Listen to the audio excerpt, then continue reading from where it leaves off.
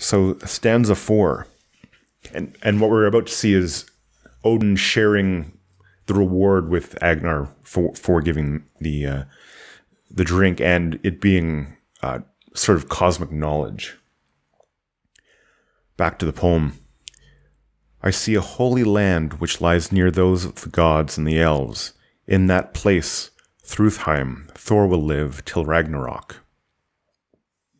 Yeah, so exactly, you got it. This is Odin revealing his knowledge to Agnar as a reward, essentially, for offering his hospitality, and he revealed himself as well at the end of the last stanza. Like he said, let me go back to that.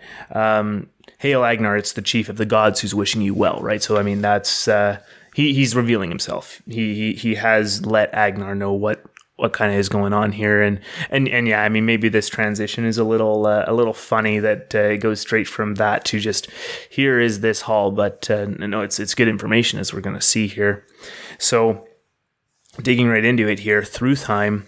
So this is Thor's hall, and as much as we've gotten into some of his stories, we'll get a lot more into Thor in different ones, though. But if we're remembering some of the key details here, the key stories he's involved in, at least in Ragnarok, he's the one who kills the Midgard Serpent, which functionally destroys the world. I think is what we came to as a broad conclusion. Definitely check that episode out, episode 3 on Ragnarok. I think it's one of my favorites we've done so far. Me too. But Thor, big strong guy, protector of Midgard, and he lives in Thrudheim, which means the world of strength, or the home of strength. How perfect is that? Honestly, a bit self-explanatory. Thor's a big, strong guy. What's the name of my house? Strong Home. Good for him. But and it's interesting that it's near the gods and the elves. I think in this case, proximity implies affinity. I mean, first of all, Thor is one of the most important gods that we're going to see. But there's something interesting about him being near elves as well. Which there's many types of elves, 3 main ones that are mentioned in the various stories here, but the one that's usually referred to as the home of the elves is the Light Elves, which I think is something to do with positive spirits of nature, something like that. So I think the implication is something like he's fond of nature and the natural world, but yeah, maybe that's reading into that a little bit, but yeah, I think that's just a little detail there.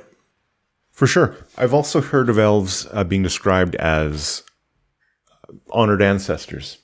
Yeah, I'm not really sure which one is right, but I think being known as light elves and the idea that they're beautiful and all that kind of stuff is sort of the important takeaway, is that they're beautiful and that they're light and life-giving and all that kind of stuff.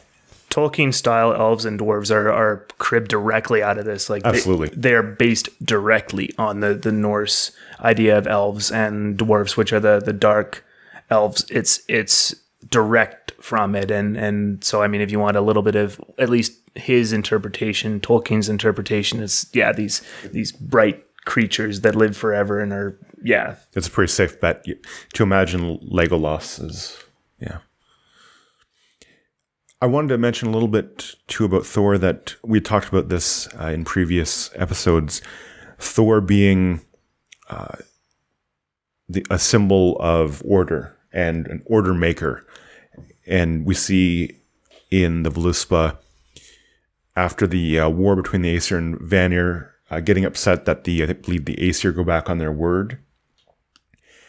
As well, he's fighting the Midgard Serpent, whose name I can't remember, Jormungandr? Yeah, Jormungandr. And he's like a dragon in the great depths. I mean, you don't get more chaotic than that. So you really see he's really going up against chaos. He's sort of the opposing force. And then I always look at his weapon, a hammer, which is it's a building tool. It's something that literally makes order. So Odin is kind of telling Agnar that if you want order and you want to see the place of order, this is where it is being Thrudheim and with Thor. And that's really important because Thor was he was known as a friend to humans. You know, he wasn't this sort of far off god. Like he was beloved. So, and I think that's why he's first in the stanzas as well, is that you're sort of having the paragon of order and good and the friend that you can depend on. Yeah, I really like that. Thor, we're going to visit him a lot more, and it's absolutely correct that he was the most beloved god. I mean, that's in place names. That's in just the symbol of the Thor's hammer. That's found tons in archaeology. That is just a symbol that people wore. He was the most beloved god. That's generally well known here now, scholarly.